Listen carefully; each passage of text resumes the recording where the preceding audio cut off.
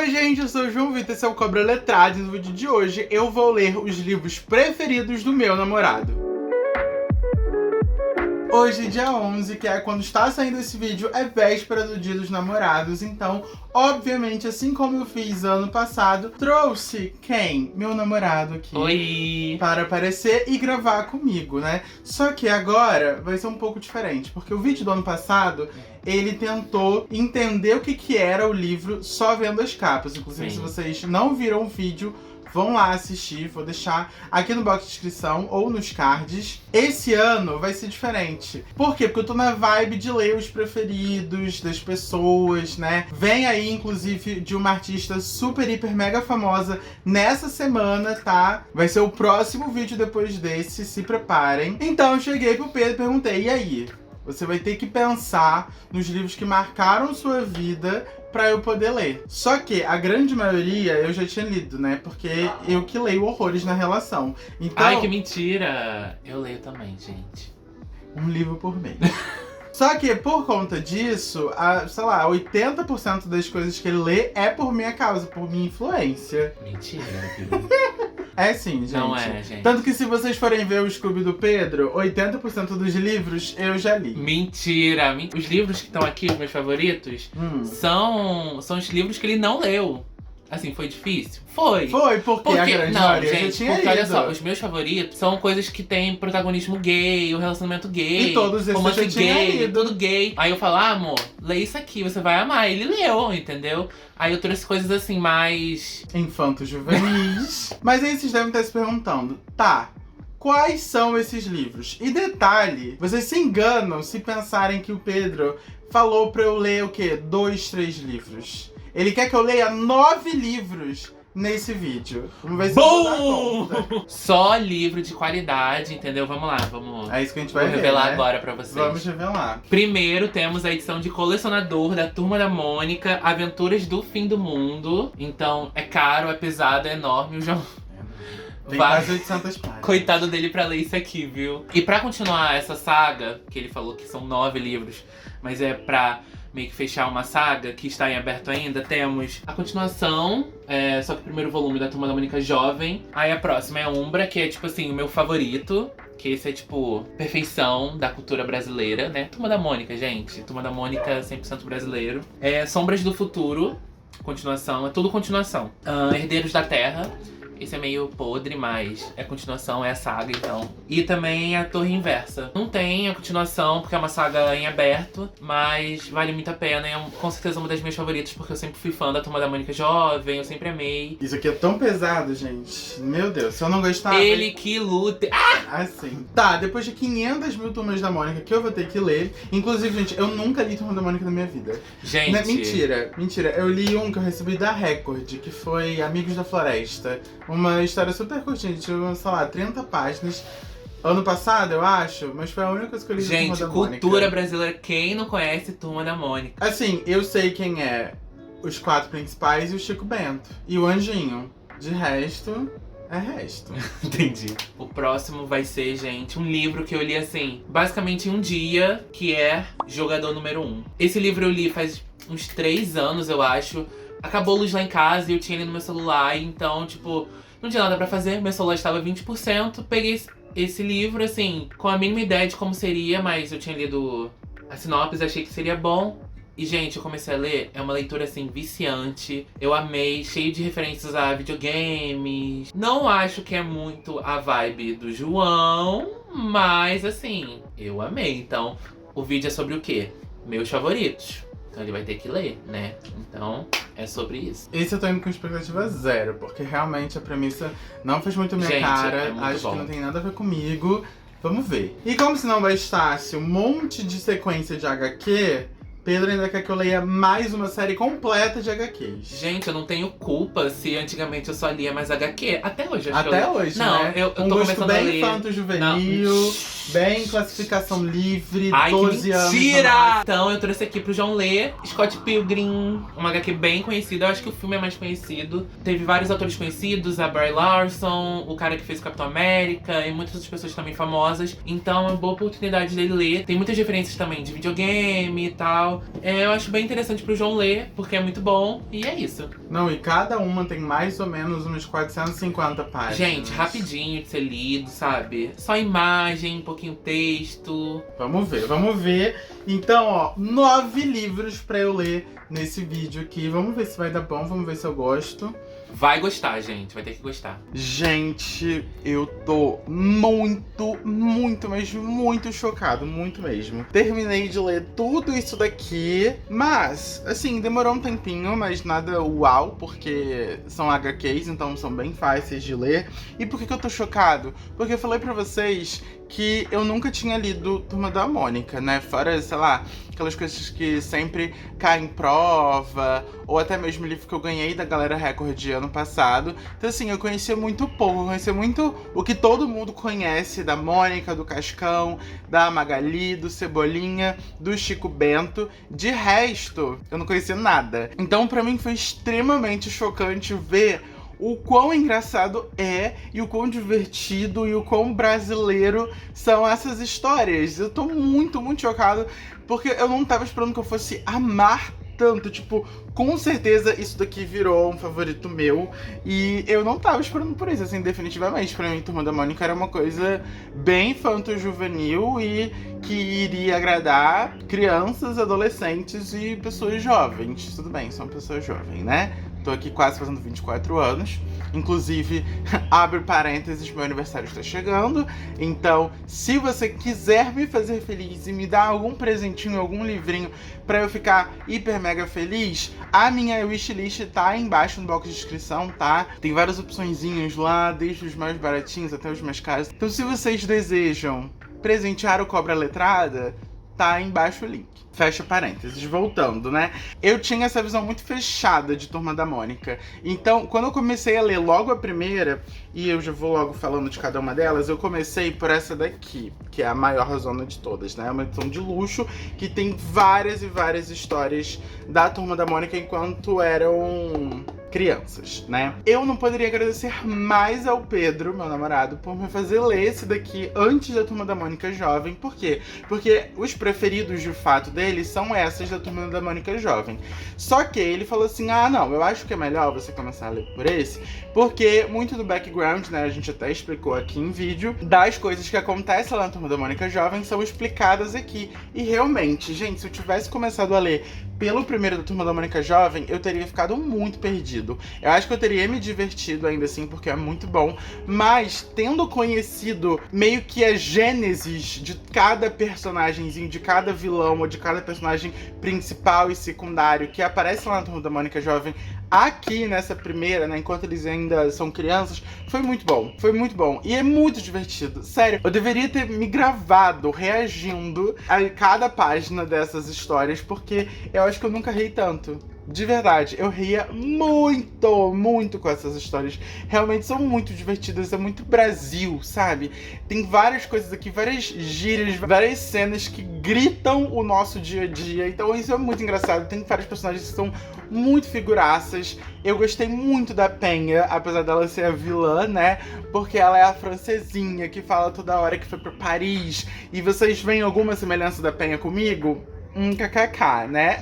Eu gostei muito da Denise. Pra mim, a Denise é a minha personagem preferida da vida. E eu não conhecia a Denise, não fazia a menor ideia de quem é a Denise. E, gente, a Denise é uma diva. A Denise é uma diva bafônica. Ela é apocalíptica, sério. Eu amo a Denise, eu amei a Denise. Conheci mais da Magali também, achei ela super debochada, eu gostei pra caramba. Enfim, foi um início, né, muito incrível pra eu adentrar nessa turminha da Mônica aqui, que eu tinha vários preconceitos, digamos assim, sabe? Então, assim, eu amei muito. E aí eu fui, de fato, né, pra Turma da Mônica Jovem, e a primeira foi essa daqui, Sombras do Passado, que é a Lilás. Essa daqui, eu confesso que eu não amei, que nem eu amei as outras. Eu acabei dando 4 estrelas pro da Turminha da Mônica, né? Eu dei 4,5 estrelas. Isso daqui eu dei 4 porque aqui tem 3 histórias. As duas primeiras eu achei bem ok, assim, sabe? Aqui na Turma da Mônica Jovem, na verdade, todas elas é uma coisa bem mais sombria, bem mais dark, tem muito suspense, muitas coisas sobrenaturais. Basicamente, todas as histórias é isso, né? Tanto que é Sombras do Passado, o nome. Então tem muito disso. Então eu tava na minha cabeça que essas histórias iam ser super engraçadinhas, que ia me fazer rir horrores, que ia me fazer gargalhar, que nem foi com o primeiro, né, da Turminha da Mônica. Só que não, já de cara é uma vibe completamente diferente, e isso eu estranhei um pouco, mas ainda assim não foi nem só por causa disso, porque realmente eu achei as duas primeiras histórias desse volume aqui bem, assim, legais, mas não extraordinárias. Aí na última história realmente fica muito bom, e aí eu acho que salvou esse primeiro volume. Só que aí, meus amores, a gente vai pro segundo volume. E, gente, o Pedro já tinha falado que era o preferido dele. Eu tava assim, cara, se isso realmente não for o melhor, vamos ter problemas. Mas eu não tinha nem razão de duvidar, porque isso daqui foi muito, muito, muito bom. Eu falei pra vocês que é bem mais sombrio, mas aqui eu acho que realmente a gente mergulhou de cara nas profundezas da Turma da Mônica e eu fiquei chocado. Aqui eu comecei a realmente ficar muito chocado de quão complexa é cada historinha deles. E gente, eu jamais na minha vida ia pensar que uma Turma da Mônica fosse ser uma história tão complexa. Tipo, isso daqui facilmente viraria uma série, sabe? Stranger Things não é absolutamente nada do lado de Turma da Mônica. Sério, é nada. Deixa no chinelo Stranger Things. Vários personagens que a gente conheceu lá atrás, na Turminha da Mônica, voltam e cada coisinha é toda entrelaçada. E um detalhezinho bem pequenininho que a gente pega lá no passado é voltado aqui na história com uma puta importância. E eu fiquei muito chocado. Minha cabeça ia explodindo, assim, a cada cena. Sério, eu fiquei muito, muito surpreso positivamente. E eu devorei essa daqui. Essa daqui, gente, é muito, muito boa. Essa questão do sobrenatural realmente é de tirar o chapéu. É muito divertida. E detalhe, ainda que tenha toda essa questão sobrenatural e tal, de meio que suspense e terror, eu ainda achei que tem alguns personagens que dão uma cara à Turma da Mônica engraçadinha, que era o que eu tinha gostado muito lá no primeiro, né, enquanto eles ainda eram crianças. Então, por isso que me fez até gostar ainda mais a partir desse segundo volume. Eu não achei tanto isso no primeiro, porque tem muitas tiradas super engraçadas, mais uma vez da Denise. A Denise é maravilhosa, muito diva, eu amo essa menina. A Penha também, eu acho que ela tem umas tiradas muito debochadas, engraçadíssimas, mas todo mundo, sabe? O Cascão, a Mônica, o Cebolinha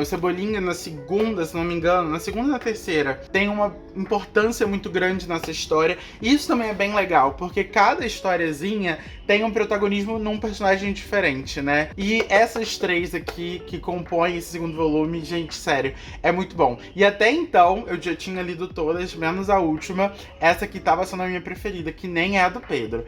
Mas mudou isso daí. E aí eu conto já já pra vocês. Porque aí eu peguei a terceira, que foi essa daqui. Essa daqui é menorzinha, só tem 2 volumes. E essa daqui eu achei até mais engraçada do que a primeira, porque a primeira historinha, eu acho que ela é bem mais leve. Se a gente tava numa parada bem sobrenatural, bem sombria, bem escura ali nesse segundo volume, a gente começa esse terceiro numa vibe praia. Verão, sol, e aí tem os inimigos que voltam aqui nessa história, são inimigos que não são tão sombrios, sabe? Então é bem mais leve, isso foi bem legal de ter começado com ela.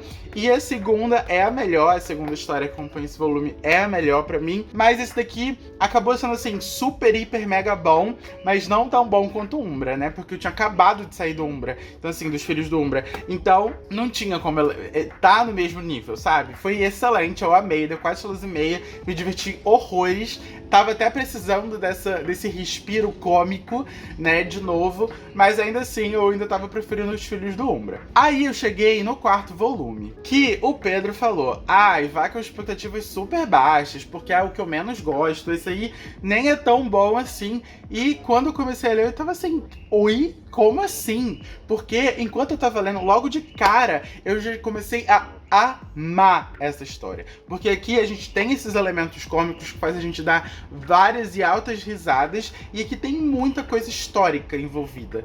Porque a gente vai conhecer muito da civilização Inca, algumas características da civilização Maia, tem muita questão histórica aqui, sabe? E eu achei que a forma como isso foi construída e amarrada com os vilões e com as características e os personagens que a gente já conhecia da Turma da Mônica foi feita assim de forma extraordinária. É muito bem pensado, porque, mais uma vez, essas histórias são extremamente complexas, até porque tem vários plot twists que a gente jamais imagina, e eles pegam pequenos elementos que a gente já tinha visto em histórias anteriores e volta aqui com uma mega importância, e você fica assim de cara em saber que tudo aquilo ali tava já apresentado pra gente em algum momento e a gente jamais teria imaginado, sabe? Então, eu acabei amando, eu dei 5 estrelas pra essa daqui e eu falei, Pedro, não é possível que você tenha achado que essa é a pior, sabe? Porque amei essa história, eu gostei demais de como foi feito toda essa questão, né, da histórica aqui da América do Sul, com os elementos da Turma da Mônica. E a segunda história a gente ainda vai pro espaço, tem toda uma questão de alienígena também.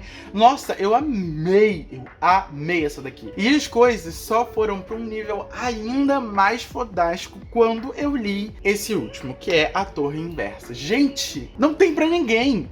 Esse livro, esse último volume, ele é uma das melhores coisas que eu já li na minha vida. Eu juro pra vocês. Aqui acho que assim, a gente atingiu o ápice da complexidade das histórias, porque realmente tem muita coisa envolvida aqui. Chegou até umas páginas que eu tava meio confuso, que eu tava, meu Deus. Tem muita coisa acontecendo, a cada página alguém aparece novo, ou alguém do passado, algum vilão do passado reaparece, e aí tem uma outra trama sendo desenvolvida. Tem muita história aqui que é entrelaçada e conforme a gente vai virando as páginas, sabe? E consequentemente tem muito plot twist. A cada cena que eu passava, assim, eu ficava, não tô acreditando, não tô acreditando, não tô acreditando. É muito plot twist. E por isso me fez favoritar essa daqui.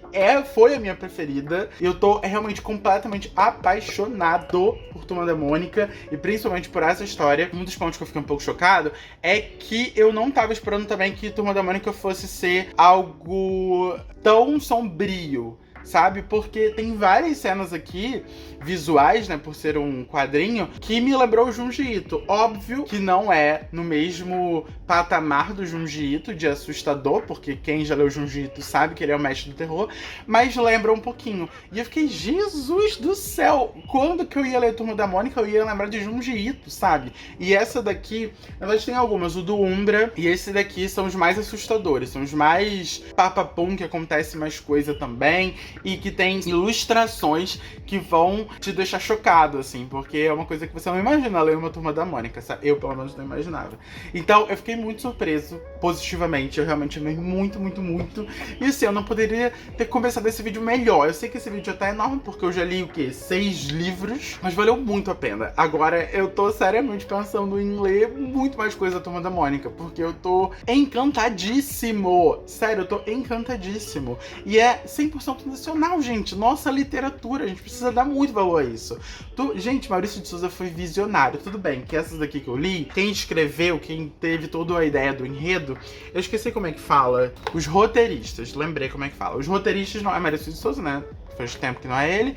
Mas assim, ainda assim é muito bom, sabe? E é partindo sempre do que ele construiu lá atrás. Então, sério, eu acho que eu virei um novo fã de Turma da Mônica. Eu realmente estou muito viciado. Os próximos livros vão ter que ser muito bons pra conseguir elevar o nível aí de Turma da Mônica, porque eu já comecei esse vídeo muito lá em cima. E pra continuar nessa vibe quadrinho, eu vou pegar os 3 volumes de Scott Pilgrim. Vamos ver no que vai ser, né? Esse aqui eu não tô com muita expectativa, não. Meus amores, se eu fiquei muito feliz e agradecido de ter conhecido mais da Turma da Mônica, mas não, né? Conhecido de fato, porque eu nunca tinha lido. Eu estou extremamente decepcionado e, sim, achando que perdi meu tempo lendo essa bomba. Sério, enquanto eu tava lendo, já de cara, do primeiro capítulo, assim que começa, eu fiquei sem entender, assim, parando pra pensar por que que o Pedro, logo o Pedro, gosta dessa história aqui. Porque eu e o Pedro, a gente tem alguns gostos bem parecidos. E pra livro é um pouco parecido, que ele gosta de uma coisa mais boiolinha também. E esse livro é o extremo oposto. Porque aqui a gente tem um personagem hétero de 23 anos que se acha o pegador, se acha o máximo, e basicamente a história inteira vai se desenrolar através dessa sensação dele se achar o pegador. Porque ele terminou o relacionamento que ele tinha, né, há um ano, e desde então ele tem procurado aí menininhas. E aí logo no início ele já fica se gabando e fala pra todos os amigos dele que ele está namorando uma colegial de 17 anos. E todo mundo fica, nossa, então você está namorando uma novinha, uma chinesinha. Fala desse jeito aqui no livro. E eu fiquei, cara, o que é isso que eu tô lendo? Que parada bizarra, sabe? Ok, não foi escrito hoje, mas com certeza alguém, homem héteros, devem ler isso daqui, devem achar esse tipo de diálogo super normal. Eu achei pavoroso. Já no início eu tava tipo, isso aqui não tem nada a ver comigo, sabe? Eu não quero ler isso é bizarro. E aí, conforme a gente vai lendo mais, eu fui ficando cada vez mais horrorizado com essa história. Porque a gente só se aprofunda de fato nessa narrativa, nessa jornada aí do Scott Pilgrim de tentar avançar aí no relacionamento com essa menina de 17 anos, até que ele encontra a Ramona Flowers, que é uma menina que ele bate o olho e pensa, eu quero essa menina pra mim, essa menina é super bonita, eu vou querer ela pra mim, e ele vai de fato tentar algo com ela e vai conseguir. Eles dormem juntos, e isso tudo acontecendo enquanto ele tá com a novinha de 17 anos, que ele tanto se gabou pros amigos. Aí ele chega pros amigos e fala, não, agora eu tô com a Ramona, e os amigos que lembram ele, cara, você tem que terminar com a outra menina, né? E aí, a partir daí, vai meio que se dividir em duas narrativas. Uma delas é o próprio Scott Pilgrim tentando lutar com os ex-namorados dessa Ramona, que ela tem uns 7, se eu não me engano. E, em paralelo, a ex do Scott Pilgrim, que é essa menina super nova, né, de 17 anos, ela vai estar super apaixonada e ela não vai se convencer do término do namoro, porque ela quer o Scott Pilgrim e vai lutar, literalmente, porque tem uma cena de luta, com a própria Ramona. E aí vai ter muito dessa parada de rivalidade feminina. E é super alimentada pelo próprio Scott Pilgrim. Tipo, tem uma cena que elas brigam de fato fisicamente e o Scott Pilgrim fica, nossa, eu deveria ter visto, por que eu não tava lá? Que saco, eu queria ter visto. E aí, durante essas discussões, essas brigas, tem várias coisas gordofóbicas também. A menina mais nova fala um monte de besteira pra Ramona, do tipo, você é feia porque você é gorda, você é balofa, não sei como ele gosta de você porque você é muito mais gordo do que eu. E eu fiquei, gente, eu achei que esse livro não podia piorar. E aí foi lá e o quê? Piorou. Então, assim, acho que meninos héteros de 12, 13, 15 anos vão adorar esse livro. Talvez mais maduros até ainda gostem, mas se você tem pelo menos um pouquinho de senso crítico, você vai ver que tem muitas problemáticas aqui nessa história. E eu odiei. Odiei. Pra mim foi realmente um serviço e uma perda de tempo ter lido essa daqui. E com certeza eu não vou pegar para ler as continuações. E por um lado é até bom, porque aí eu já começo a ler jogador número 1. Mas assim, até agora tentando entender o que o Pedro viu nisso, porque, real, isso aqui é muito diferente do que o Pedro costuma gostar. Eu acho que ele leu muito novo e aí tava com uma outra cabeça, porque não é possível, gente, isso aqui é muito, muito ruim. Mas, pra finalizar então o vídeo, né, vamos agora para jogador número 1, esse calhamaço que eu até fiquei completamente chocado quando eu vi na Amazon que ele tem mais de 500 páginas. Eu fiquei assim, ui, como assim? Eu achei que esse livro ia ter, sei lá, umas 300 páginas. Mas vamos lá, vamos ler, vamos ver se vai me levar de volta lá pro nível feliz da vida que eu estava enquanto eu tava lendo Turma da Mônica, né? Bom, gente, finalmente cheguei ao fim desse monte de livro. Li jogador número 1, esse calhamaço, que eu não tava esperando que fosse ser um calhamaço. E foi muito cansativo. Muito! Quando eu digo muito, é muito cansativo. Por quê? Eu já comecei revirando os olhos e não curtindo nada a experiência, mas no final eu acabei gostando, assim, num todo. Acabei gostando com ressalvas. Por quê? Porque os primeiros 20%, que são ali as primeiras 100 páginas, mais ou menos, é muito arrastado. Mas assim, muito, muito, muito arrastado. É só descrição, é só construção de mundo, mas assim, adoro construção de mundo, adoro quando é uma coisa complexa, tanto que gosto muito de Game of Thrones, e assim, não tem coisa mais complexa e mais descritiva do que Game of Thrones. Só que, ainda assim, o George Martin consegue construir de forma excepcional, de forma maravilhosa, que você, ao mesmo tempo que você tá conseguindo compreender tudo, você tá envolvido na história também. Aqui não, aqui é só um monte de informação, tipo, muita, muita informação jogada na sua cara, com vários termos. E assim, não é nem uma parada fantasiosa, de alto contexto e tal. É o mundo nosso, né, em 2044, que tá completamente destruído, teve guerra, o meio ambiente tá todo ferrado. Só que o autor coloca tantos nomes específicos e tantas referências à tecnologia que eu fiquei... Que coisa cansativa, sabe? Porque aqui, como eu falei, né, o mundo tá todo destruído. Então uma alternativa que foi vista, né, foi criar uma realidade virtual. E aí tem um cara específico que criou um jogo que foi tão grande, foi tão magnífico, que basicamente virou uma realidade paralela, porque é tão enorme, é praticamente um The Sims, só que muito, muito real. Tanto que todo mundo vive ali, as escolas é dentro desse jogo, você pode fazer viagens para outros lugares dentro desse jogo, é como se você vivesse, né, tivesse uma vida de fato toda dentro desse jogo. E uma vida que é basicamente a sua vida principal. Não é como se você estivesse jogando, né? Você tá ali vivendo de fato dentro daquela realidade. Só que esse cara que construiu tudo isso morre. E ele é o pica das galáxias, né? Ele tem muita grana, ele tem muita relevância.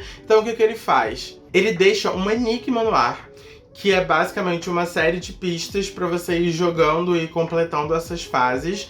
E quem conseguir completar esse enigma vai ser o novo herdeiro dele, porque ele não tinha herdeiros, ele não tinha filho, nem família, nem nada, pra, né, herdar toda essa fortuna, todo esse jogo, todo esse patrimônio. Então ele vai lançar isso, só que é muito difícil, é realmente um enigma, assim, mega complicado. E passou 5 anos desde a morte dele e ninguém tinha conseguido chegar na primeira pista. Até que o nosso personagem principal consegue chegar, e isso vai abrir muitos desdobramentos, porque a partir do momento em que ele consegue chegar, essa informação vai ser passada para absolutamente todo mundo que vive ali naquele mundinho, né? Então vai ser de conhecimento geral que alguém conseguiu a primeira pista e de que forma essas pessoas também podem chegar nessa primeira pista. E aí vira uma corrida para ver quem chega lá nesse lugar. E não só de pessoas específicas, né, únicas, mas também de empresas que querem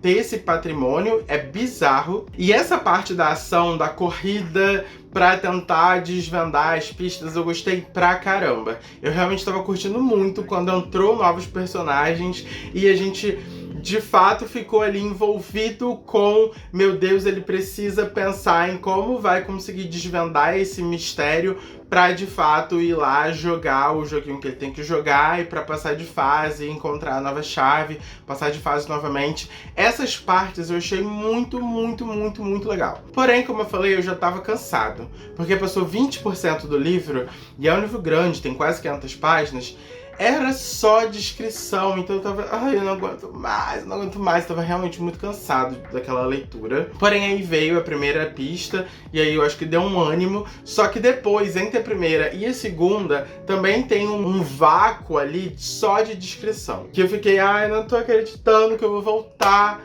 a 500 mil páginas só de descrição de coisas que eu nem acho também que sejam relevantes pra história. E é muito no detalhe, sabe? Ele coloca várias descrições muito detalhadas e de termos específicos da tecnologia ou de jogos. Aqui tem muita referência aos anos 80, aos anos 90 e principalmente da cultura geek. E eu sou uma pessoa completamente fora da cultura geek. Eu não jogo, eu nunca gostei muito de jogar, de jogos no geral. Então tinha muita referência aqui que eu ou nem pegava ou até entendia um pouquinho, mas não me fazia ficar cativado pela história, sabe? Então isso também foi um problema muito grande pra mim, porque é cheio, recheado, é muitas e muitas referências que pra mim não levou a muito lugar, sabe? Só foi um monte de referências assim na minha cara que eu tava... ok, próxima página. Me cansou mais ainda também essa questão. E uma crítica que eu tive foi que a gente entende muito pouco do contexto de como tá esse mundo. Eu acho que seria muito mais interessante se a gente tivesse mergulhado um pouquinho mais em por que as pessoas não vivem a vida real de fato, por que esse mundo tá todo destruído, tá todo, num caos, do que focar exclusivamente só ali na realidade virtual. Eu fiquei com esse gostinho de quero mais saber um pouco sobre o mundo externo. Até porque, gente, é só joguinho, é só jogo de fliperama mesmo, dele indo para as próximas fases, que apesar de ser legal, ainda me deixou com um gostinho ali de quero mais, sabe? Então, eu reconheço que esse livro pode sim ser muito bom para quem gosta tanto do gênero como gosta das referências em si, mas pra mim não me agradou tanto, sabe? Porque eu não tô nesse mundinho, então mesmo as partes que era pra eu ficar super engajado, envolvido com o livro, eu ainda assim não conseguia me conectar. Então eu acabei não curtindo tanto, eu achei ok, eu acabei dando 3 estrelas, então assim, ok, é um livro bom, mas nada uau, pra mim. Bom, pra finalizar, trouxe de volta aqui Pedrinho, pleno Dia dos Namorados, pra ele dar os comentários finais do que ele achou de eu ter lido os preferidos dele, né? Acabei amando Turma da Mônica, odiando Scott Pilgrim e achando jogador número 1. Ai, gente, é tudo questão de gosto, né? Se ele não gostou, são os gostos dele, mas assim, ok, Scott Pilgrim tem umas problemáticas, faz tempo que eu li. Mas assim, o restante, Turma da Mônica, ele amou, mas jogador número 1, gente, é perfeição. Perfeição. Ele não gostou porque ele não entendeu as referências. Mas Scott Pilgrim também, as notas são altas, o pessoal gosta. O pessoal também gosta de Colin Hoover, né? Mas isso não quer dizer que é bom. Bom, gente, esse foi o vídeo de hoje. Eu espero que vocês tenham gostado. Deixem aí nos comentários se vocês querem mais participação do Pedro aqui nos vídeos. E a gente se vê no próximo vídeo. Tchau!